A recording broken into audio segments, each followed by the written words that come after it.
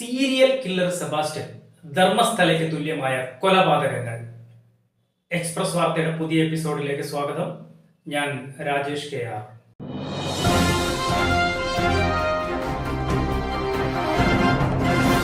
6 മാസങ്ങൾക്ക് മുമ്പ് ഏറ്റുമാനൂർ സ്വദേശിയായ ജൈനമ്മയെ കാണാനില്ലെന്ന് കാണിച്ച് ഏറ്റുമാനൂർ പോലീസ് സ്റ്റേഷനിൽ ഒരു പരാതി ലഭിക്കുന്നു. പള്ളിപ്പുറം എന്ന സ്ഥലത്ത് ജൈനമ്മയുടെ ഫോൺ ലൊക്കേഷൻ ലഭിക്കുന്നു. എന്നാൽ അവിടെ വെച്ച് തന്നെ ഫോൺ സ്വിച്ച്ഡ് ഓഫ് ആകുന്നു.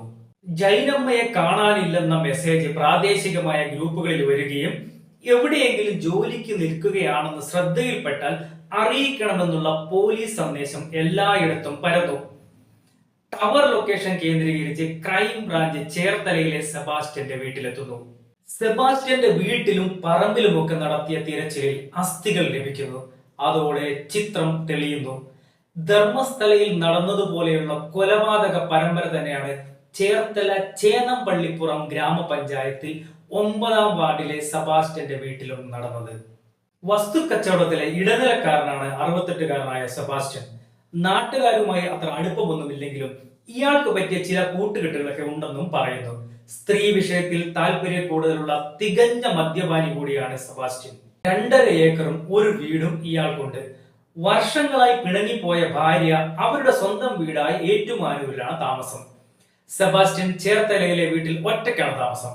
ജൈനമ്മയുടെ സ്വർണം പണയപ്പെടുത്തിയ സ്ഥാപനത്തിൽ പരിശോധന നടത്തി തെളിവുകൾ ശേഖരിച്ചിട്ടുമുണ്ട്. തെളിവെടുപ്പിന് കൊണ്ടുവരുമ്പോഴും ചോദ്യം ചെയ്യുമ്പോഴും ഒക്കെ യാതൊരു കോസലുമില്ലാതെയാണ് സഹകരിക്കുന്നത്.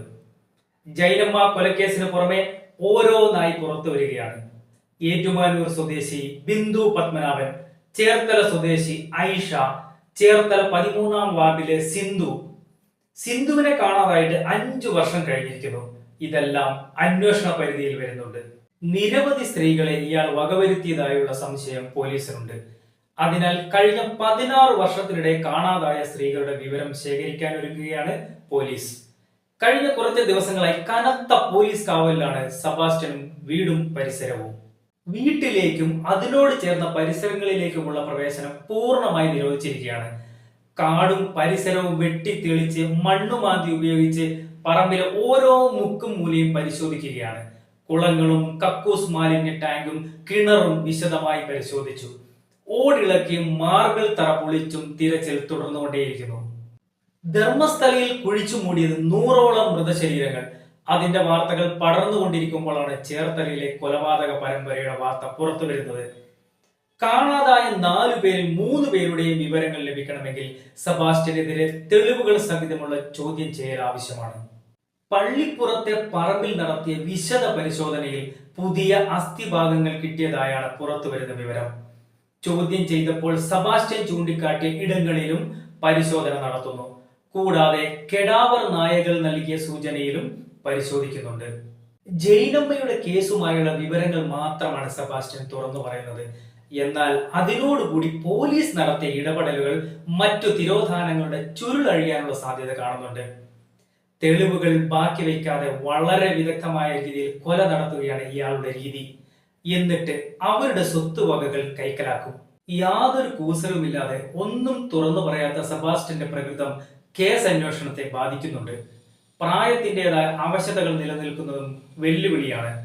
അതുകൊണ്ട് തന്നെ ശാസ്ത്രീയമായ അന്വേഷണത്തിനായിരിക്കും പോലീസ് കൂടുതൽ ശ്രദ്ധ കേന്ദ്രീകരിക്കുക. സെബാസ്റ്റ്യന്റെ വീട്ടുവളപ്പിൽ നിന്ന് കത്തിക്കരിഞ്ഞ ശരീരാവശിഷ്ടങ്ങൾ ലഭിച്ചിരുന്നു.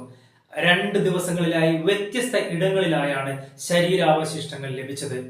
ഇത് കൂടുതൽ കൊലപാതകങ്ങൾ നടന്നിരിക്കാനുള്ള സാധ്യതയിലേക്കാണ് വിരൽ ചൂണ്ടുന്നത്. വീട്ടിൽ നിന്നും ലഭിച്ച രക്തക്കറയും പരിശോധനയ്ക്ക് വിധേയമാക്കുകയാണ് പോലീസ്. ജൈനമ്മയുടെ സ്വർണം പണയം വെച്ചെടുത്തും വിൽപ്പന നടത്തിയ ഇടങ്ങളിലെല്ലാം തെളിവെടുപ്പ് നടത്തി. വളരെ ദുരൂഹതകൾ നിറഞ്ഞ വീടാണ് സെബാസ്റ്റ്യന്റേത്. 2.5 ഏക്കർ വരുന്ന സ്ഥലം കാടുകയറിയ നിലയിലാണ്. ഈ സ്ഥലത്ത് ചെറുതും വലുതുമായ നിരവധി കുളങ്ങൾ ശ്രദ്ധയിൽപ്പെട്ടിട്ടുണ്ട്. അടുത്ത് വീടുകളൊന്നും തന്നെയില്ല. വർഷങ്ങളായി നടന്ന കൊലപാതക പരമ്പരയും തിരോധാനവും കേരളക്കരയെ ഞെട്ടിച്ചിരിക്കുകയാണ്. ഇത്രയും വർഷം ആരും അറിയാതിരുന്ന സംഭവം പുറത്തു വരുമ്പോഴും എല്ലാം തെളിയിക്കുകയെന്ന കടമ്പ പോലീസിന് മുമ്പിലുണ്ട്. അതിനവർക്കാവട്ടെ. സത്യം പുറത്തു വരട്ടെ. നീതി നടപ്പിലാവട്ടെ. എക്സ്പ്രസ് വാർത്തയുടെ അടുത്ത എപ്പിസോഡിൽ കാണും വരെ നന്ദി, നമസ്കാരം. എക്സ്പ്രസ് വാർത്ത യൂട്യൂബ് ചാനൽ ലൈക്ക് ചെയ്യാനും കമന്റ് ചെയ്യാനും ഷെയർ ചെയ്യാനും കൂടെ സബ്സ്ക്രൈബ് ചെയ്യാനും മറക്കരുത്.